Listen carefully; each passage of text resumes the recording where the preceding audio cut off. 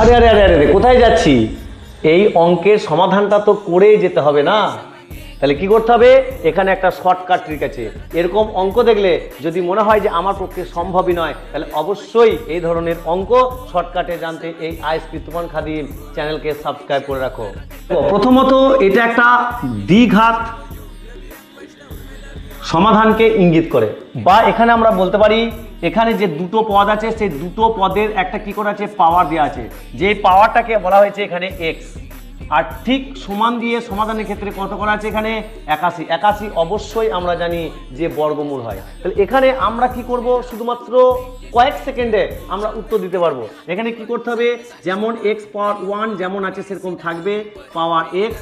এবার 81কে আমরা কি করব না, আমরা আমাদের সুবিধার্থের জন্য 81কে আমরা ভাঙবো। তাহলে প্রথমে যদি আমরা 3 দিয়ে ভাঙি তাহলে 3 27, আবার যদি 3 দিয়ে ভাঙি 3 9, আবার 3 দিয়ে ভাঙলে 3 3 3 3 9 1 2 3 4। তাহলে কটা 3 পেলাম আমরা?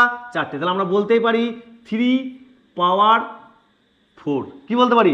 3 পাওয়ার 4, অর্থাৎ 3 পাওয়ার 4 মানে হচ্ছে 81 বা 81। তাহলে এখানে আমরা আবার পরের লাইন লিখবো x মাইনাস 1 পাওয়ার x সমান, এটা আমরা এইভাবে ভাগ করতেই পারি 4 মাইনাস 1 পাওয়ার 4। কি ভাগ করতেই পারি আমরা 4 মাইনাস 1।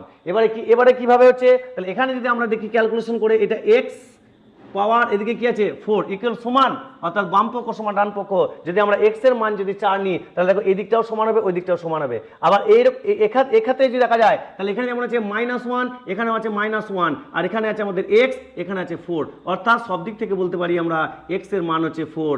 Answer ready.